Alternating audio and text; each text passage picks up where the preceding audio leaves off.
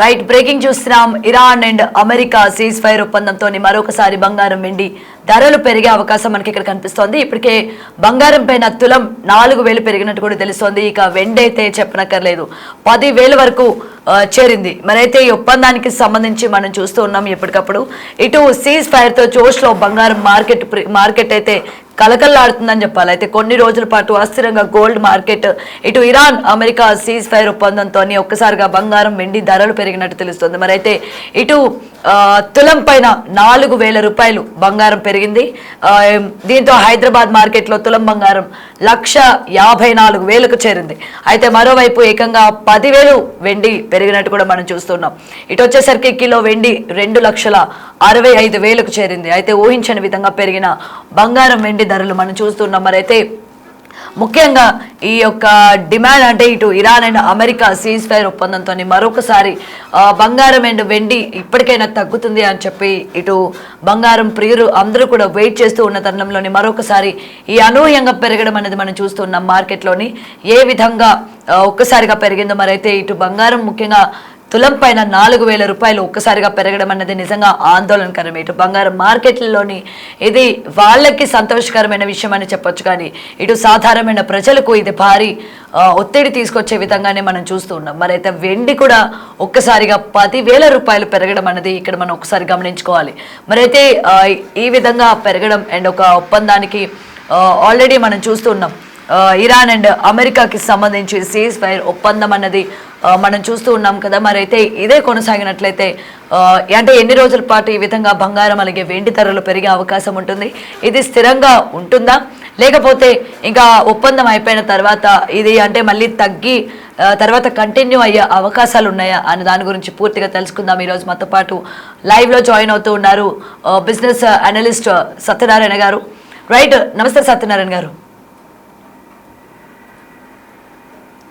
Right, అయితే మనం ఇక్కడ ఇరాన్ అండ్ అమెరికాకి సంబంధించి ఈ ఒప్పందంలోనే అంటే ఒక్కసారిగా మనం ఊహించిందే బంగారం రేటు అలాగే వెండి మళ్ళీ పెరుగుతుంది అని చెప్పి. మరి అయితే తులం పైన 4,000 రూపాయలు ఇక్కడ బంగారం మీద, అలాగే అక్కడ వెండి పైన కూడా 10,000 రూపాయలు పెరగడం, దీన్ని మనం ఎలా చూడొచ్చు అంటారు? ఓకే, గోల్డ్ అయితే 4,000 పెరిగింది, కానీ సిల్వర్ 14,000 వరకు పెరిగింది. 10,000 కాదు, 14,000 పెరిగింది. 6% పెరిగింది అది సిల్వర్. గోల్డ్ వచ్చి 2.5% పెరిగింది. మనం చూడవలసింది ఏంటిదంటే, ఏదైతే ఇరాన్ అమెరికా వారు 15 రోజుల పాటు విరమించడం జరిగిందో అప్పుడు పెరగడం జరిగింది. అన్ని ఇప్పుడు వరల్డ్ మార్కెట్ తో పాటు మన గోల్డ్ సిల్వర్ కూడా పాజిటివ్ లోనే రావడం జరిగింది. ఒక్కసారిగా బ్రెంట్ ఆయిల్ ఏదైతే ఉందో 15% పట్టడం జరిగింది. నిన్న $108-110 ట్రేడ్ అవుతున్నది ఒక్కసారిగా $95 రావడం జరిగింది. 15% పడేటప్పటికి వరల్డ్ మార్కెట్లు అన్ని కూడా పాజిటివ్ లోకి రావడం జరిగింది. దాంతో మన మార్కెట్ కూడా పెరగడం జరిగింది. గోల్డ్ సిల్వర్ ఈ చర్చలు అయ్యేంత వరకు అంటే ఇది ఇరాన్ అమెరికా ఏదైతే 15 రోజులు విరామం ఉందో దాంతో హర్ముజ్ జల్సంది ఓపెన్ చేయటం, ఈ హర్ముజ్ జల్సంది నుంచి ఏవైతే నౌకలు మళ్ళీ రాకపోకలు ఏవైతే జరుగుతాయో ఆటోమేటిక్ గా ఈ చర్చల అనంతరం చర్చల అనంతరం వరకు 15 రోజుల పాటు అయితే మార్కెట్ మామూలుగానే ఉంటుంది, పాజిటివ్ లోనే ఉంటుంది. మళ్ళీ ఈ 10వ తారీఖు లెబనాన్ లో ఈ చర్చల గురించి డిస్కషన్ ఉంటుంది. అప్పుడు మళ్ళీ మార్కెట్ ఏం జరుగుతుంది అనేది చూడాలి. మనము ఎంతసేపటికి మనం చూడవలసింది ఏంటిది అంటే, ఇవాళ అంటే మార్కెట్ పెరిగినా కానీ పాజిటివే, అంటే ఏదైనా జరిగినప్పుడు సింపుల్ గా ఒకటేసారి అనమాట, అంటే గ్యాప్ అప్లు కానీ గ్యాప్ డౌన్ కానీ జరుగుతాయి. అయితే వాళ్ళు ఇప్పుడు ఈ సీజ్ ఫైర్ అంటారు, అంటే ఈ 15 రోజుల విరామానికి వాళ్ళు కొన్ని కండిషన్స్ పెట్టడం జరిగింది. ఆ కండిషన్స్ ఎంతవరకు వాళ్ళు చేయగలుగుతారు ఏంటిది అనేది దాని మీద బేస్ అవుతుంది. ఆ 10 అంశాలు ఏమిటి అంటే, ఎవరైతే ఇరాన్ అంటే ఇస్లామాబాద్ లో ఏదైతే ఏప్రిల్ 10వ తారీఖు జరగబోతుందో దానికోసానికి వాళ్ళు ఒక 10 సూత్రాల ప్రణాళికతోటి షరతులు పెట్టడం జరిగింది. ఇది ఇరాన్ వాళ్ళు.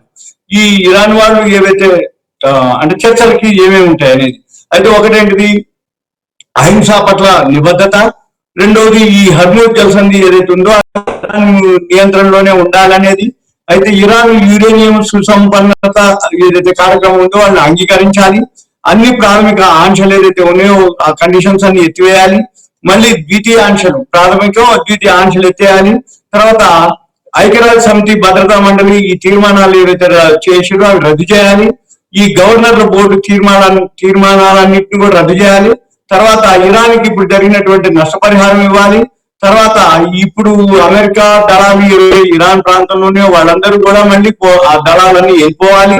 మళ్ళీ ఇప్పుడు ఈ 10వ అంటే లెబనాన్ లో తో సహా ఏదైతే 10వ తారీఖు ఇస్లామాబాద్ లో చర్చలు జరుగుతాయి. ఈ చర్చలు జరిగేదానికి ఏంటిది వ్యవహారం, ఈ మధ్యలో పాకిస్తాన్ మధ్యవర్తిత్వం వహిస్తుంది. ఇది 15 రోజుల మధ్యలో జరుగుతాయి. అంటే ఇప్పుడు 10వ తారీఖు నుంచి చర్చలు జరుగుతాయి. ఇది 15 రోజుల పాటు చర్చలు జరుగుతాయి. ఈ 15 రోజుల పాటు జరిగిన తర్వాత మళ్ళీ ఏం జరుగుతుంది, సఫలీకృతమా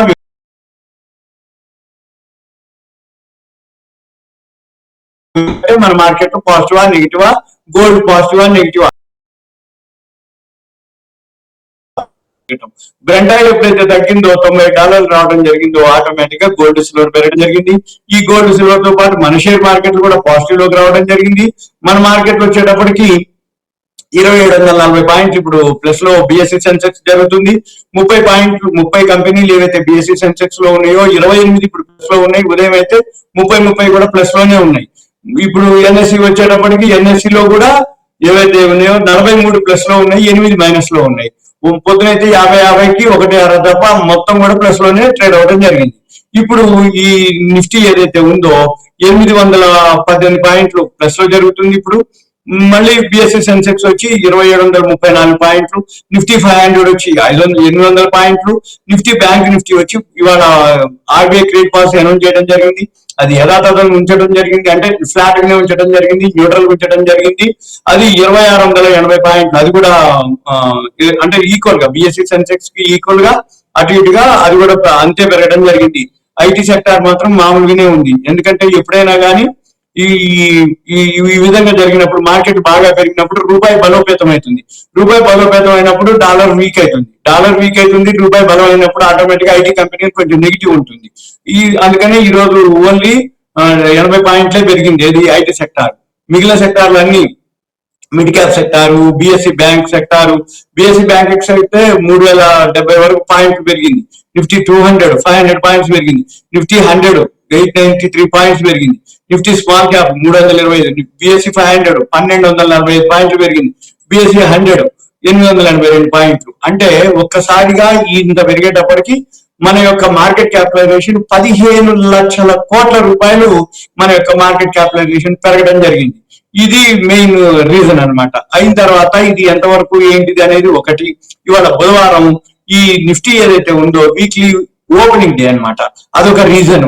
4 రోజుల నుంచి కంటిన్యూ పెరుగుతూ వచ్చింది మార్కెట్. అంటే నిన్న ఉదయం పడటం, నిన్న మొన్న అలానే జరిగింది. అంటే ఉదయం తగ్గుతుంది, మళ్ళీ మధ్యాహ్నం తర్వాత రికవరీ అవ్వడం జరిగింది. నిన్న మొన్న అలానే జరిగింది. 4 రోజులు కంటిన్యూ, ఇవాళ 5వ రోజు కంటిన్యూగా పాజిటివ్ లోనే ట్రేడ్ అవడం జరిగింది. ఈ రోజులు కాదు, ఇలానే ఉంటుంది, ఎన్నాళ్ళ వరకు ఉంటుంది అనే దానికి వచ్చేటప్పటికి మనం చూడవలసింది ఈ ఇరాన్ అమెరికా చర్చలు ఎంతవరకు అవుతుంది, ఈ మధ్యవర్తిత్వం పాకిస్తాన్ వాళ్ళు ఎంతవరకు, మరి ఈ ఏదైతే ఇజ్రాయెల్ వాళ్ళు కూడా ట్రంప్ కి మేము సపోర్ట్ చేస్తున్నాం, చర్చలకి ఓకే అన్నట్టుగా.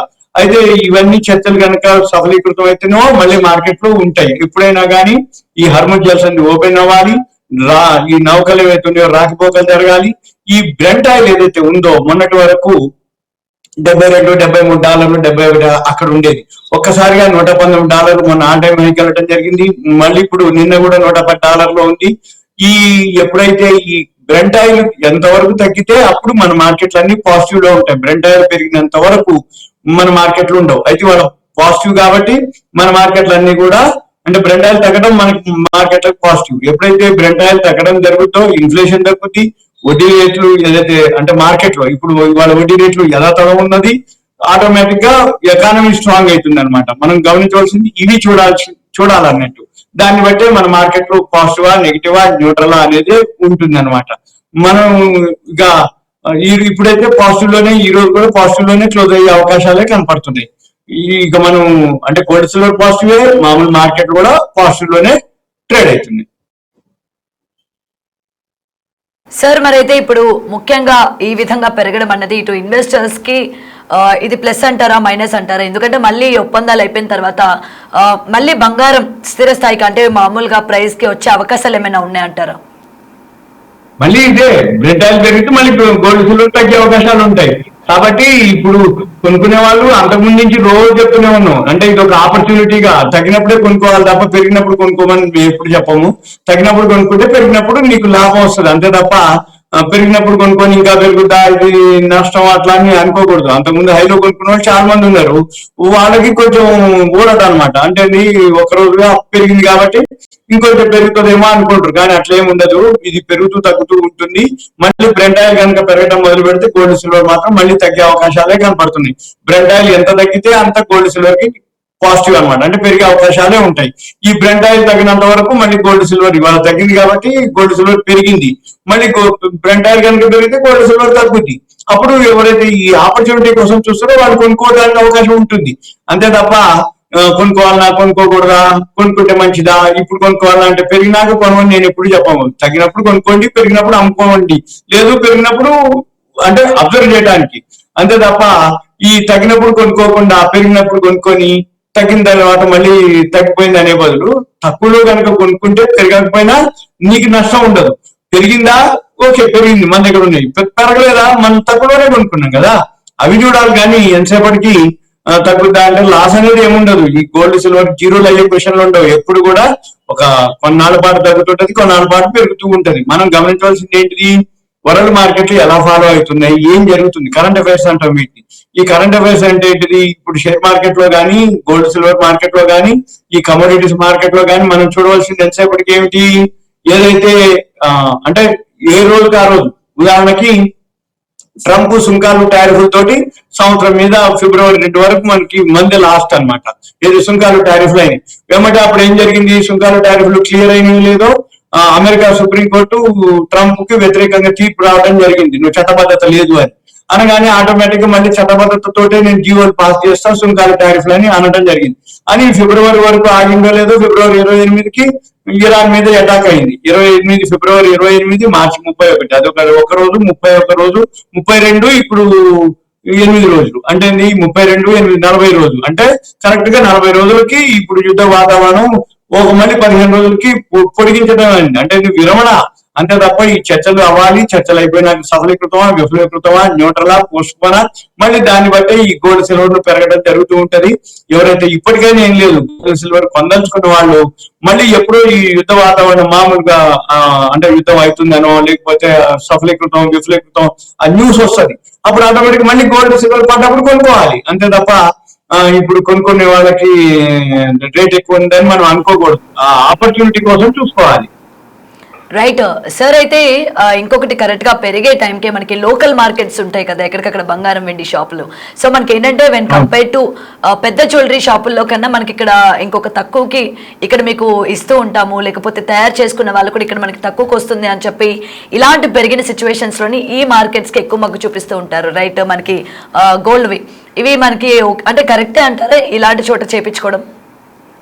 కాదు, దీంట్లో 4 రకాలు ఉంటుంది. ఇప్పుడు సిల్వర్ ఉంది, 999.99 ప్యూరిటీ ఉంటుంది, 999 ప్యూరిటీ ఉంటుంది, స్వస్తిక్ ప్యూరిటీ ఉంటుంది, రీసైకిల్ సిల్వర్ ప్యూరిటీ ఉంటుంది. అయితే 999.99 ప్యూరిటీ ఏంటిదంటే ఇంతవరకు వాడనటువంటిది, అది అసలు ఒరిజినల్, అది కొనుక్కోవాలి. అంటే అది కొనేటప్పుడు ఎక్కువనే ఉంటుంది, అమ్మేటప్పుడు కూడా ఎక్కువనే ఉంటుంది. తర్వాత వచ్చి 999 ప్యూరిటీ ఉంటుంది. తర్వాత వచ్చి స్వస్తిక్ ప్యూరిటీ ఉంటుంది. స్వస్తిక్ అనే బ్రాండ్ అనమాట, అది రేట్ తక్కువ ఉంటుంది, దాంట్లో ప్యూరిటీ తక్కువ ఉంటుంది అంటే క్వాలిటీ. నెక్స్ట్ వచ్చి రీసైకిల్ సిల్వర్ ఉంటుంది, అది ఇంకా ప్యూరిటీ తక్కువ ఉంటుంది. ప్యూరిటీ అంటే ఏంటి, స్వచ్ఛత. ఈ స్వచ్ఛత అంటే ఏంటిది, రీసైకిల్ సిల్వర్ నుంచి తయారైనటువంటిది అనమాట. అంటే నువ్వు ఒకసారి యూజ్ చేసింది అంటే అది కొనేటప్పుడు తక్కువనే ఉంటుంది, అమ్మేటప్పుడు కూడా తక్కువనే ఉంటుంది. కాబట్టి మనం గమనించవలసింది ఎంతసేపటికి ఏమిటి అంటే మనం హైలో ఉందా లోలో ఉందా రేట్ తక్కువ ఉందని చెప్పేసి మనం విలేజెస్ లో కానీ డిస్టిక్లలో కానీ చాలా వరకు అక్కడ ఏం చేస్తారు అంటే పైసలు తీసుకుంటారు, వాళ్ళు డెలివరీ ఇవ్వరు. మళ్ళీ ఏం జరుగుతుంది, సిటీకి వచ్చి తీసుకొచ్చి ఇస్తామని అంటారు, రోజులు గడుస్తాయి. అందుకని అటువంటివి చేయొద్దు. ఏదైనా ఉంటే అవసరం అనుకుంటే దగ్గరలో ఉన్న సిటీకి పోవాలి, పెద్ద షాప్ లో బ్రాండ్ షాప్ లో కొనుక్కోవాలి, అక్కడే పైసలు ఇవ్వాలి. ఎక్రాస్ ద టేబుల్ అంటారు, అంటే కొనుక్కున్నవా నీ సరుకు నీకు వచ్చేయాలి, అమ్మినవా నీకు ఎక్రాస్ ద టేబుల్ క్యాష్ రావాలి. విలేజెస్ లలో డిస్ట్రిక్ట్ లలో అట్లా ఇవ్వరు, కొన్నా తర్వాత ఇస్తారు, అమ్మినా కూడా పైసలు ఏమంటే ఇయ్యరు, తర్వాత ఇస్తారు. అంటే నువ్వు ముందు సరుకు తీసుకుంటారు, పేమెంట్ తర్వాత ఇస్తారు. కొంటలో ముందు పైసలు తీసుకుంటారు, తర్వాత పేమెంట్ ఇస్తారు. ఏంటిదంటే వాళ్ళు ఏం చెప్తారు, మేము సిటీకి పోవాలి, అక్కడ మా దగ్గర ఏం స్టాక్ ఉండదు, మేము అక్కడికి వెళ్ళి కొనుక్కొని రావాలి కాబట్టి నాకు టైం కావాలంటాడు. అమ్మినప్పుడు కూడా మళ్ళీ నేను అక్కడ ఇవ్వాలి, నేను డెలివరీ ఇచ్చి పైసలు తీసుకురావాలి కాబట్టి నాకు టైం కావాలంటాడు. అది నిజంగా జరిగేది కూడా అలానే. కాకపోతే మనం ఏం చేయాలి, అవన్నీ బదులు మనమే నేరుగా ఎక్కడైతే మనకి దగ్గరలో ఉన్నటువంటి పెద్ద సిటీకి వెళ్ళిపోయి అక్కడనే మనం కొనుక్కోవటం అమ్ముకోవటం ఎక్కడ టేబుల్ చేసుకోవాలి. Thank you. Okay, thank you. Right, మనం చూస్తూ ఉన్నాం ఏ విధంగా గోల్డ్ అలాగే సిల్వర్ రేట్లు మనకి పెరుగుతూ ఉన్నాయో. ముఖ్యంగా ఇలాంటి టైంలోని ఇన్వెస్ట్ చేసే వాళ్ళు కరెక్ట్ టైంకి మనం చేయొచ్చా లేదా, లేకపోతే బంగారం కొనే వాళ్ళు అలాగే బంగారం అమ్మే వాళ్ళకి కూడా ఇప్పుడు మనకి బంగారం రేట్ పెరిగింది కదా, ఈ టైంకి మనం చక్కగా అమ్మేద్దాం. ఎందుకంటే గతంలోని మనం 1,00,000 రూపాయలకి లేకపోతే 60,000కి తులం కొన్నాం కదా, ఇప్పుడు మనకి దానికి ఎక్కువ శాతం మనకు వస్తుంది అని చెప్పి అమ్మడానికి ట్రై చేస్తూ ఉంటారు, లేకపోతే కొనడానికి ట్రై చేస్తూ ఉంటారు. మరి ఇలాంటి పరిస్థితుల్లోని అది మనం అమ్మొచ్చా, లేకపోతే కొత్తగా బంగారం కొనేవాళ్ళు, ముఖ్యంగా ఇదంతా పెళ్లిళ్ళ సీజన్ కాబట్టి ఇంత 1,50,000 దాటింది కాబట్టి ఇప్పుడు మనం కొనొచ్చా లేదకుండా అని కూడా చాలా మంది ఆలోచిస్తూ ఉంటారు. మరైతే ఇప్పటికే మనకి బిజినెస్ అనలిస్టులు కూడా ఎప్పటికప్పుడు హెచ్చరిస్తూనే ఉన్నారు, ఎటువంటి పరిస్థితుల్లోని ఎటువంటి నిర్ణయాలు తీసుకోవాలి, ఎలాంటి టైంలోని మనకి గోల్డ్ అలాగే సిల్వర్ మీద ఇన్వెస్ట్ చేసే వాళ్ళు కావచ్చు, లేకపోతే ట్రేడింగ్ చేసే వాళ్ళు కావచ్చు, ఆచితూచి అడుగులు వేయాలి అని కూడా చెప్తున్నారు. మరైతే ఇటు ఇప్పటికే మనం చూస్తూ ఉన్నాం కదా, ఇలాంటి నేపథ్యంలోని గోల్డ్ రేట్స్ అన్నది పెరగడం మన అందరికీ కూడా గత నెల రోజుల నుంచి యుద్ధం జరుగుతున్నప్పటి నుంచి కూడా మనం చూస్తున్నాం ఏ విధంగా అప్ అండ్ డౌన్ అవుతూ ఉందో ఈ గోల్డ్ అండ్ సిల్వర్. కాబట్టి ఇది ఇంకా స్థిరంగా ఉండే అవకాశమే ఉంటుంది, మరింత పెరిగే అవకాశం అయితే ఎక్కడ కనిపించట్లేదు అని అయితే ఇప్పటికే మనకి బిజినెస్ అనలిస్టులు చెప్తూ ఉన్నారు. కాబట్టి ముఖ్యంగా పెళ్లిళ్ళ సీజన్ అని హరిబరి అయిపోయి ఎక్కువలోని మనం కొనేయాలి, రేపు పొద్దున మళ్ళీ ఇది 2 లక్షలకి వెళ్ళే అవకాశం ఉంటుంది అని చెప్పి ఎవరు కంగారు పడద్దు. ఇన్వెస్ట్ చేసే వాళ్ళు కూడా రేపు పొద్దున పెరిగిపోతుంది అండ్ ఇప్పుడే మనం ఇన్వెస్ట్ చేసేయాలి అని కూడా తొందరపడద్దు అని చెప్పి అందరినీ హెచ్చరిస్తూ ఉన్నారు. మరి చూడాలి రానున్న రోజుల్లోని ఈ గోల్డ్ అలాగే సిల్వర్ యొక్క రేట్లు ఏ విధంగా ఉంటాయి, ఇవి తగ్గుతాయా, మరింత పెరిగే అవకాశాలే ఉన్నాయా అన్నది వేచి చూడాల్సింది.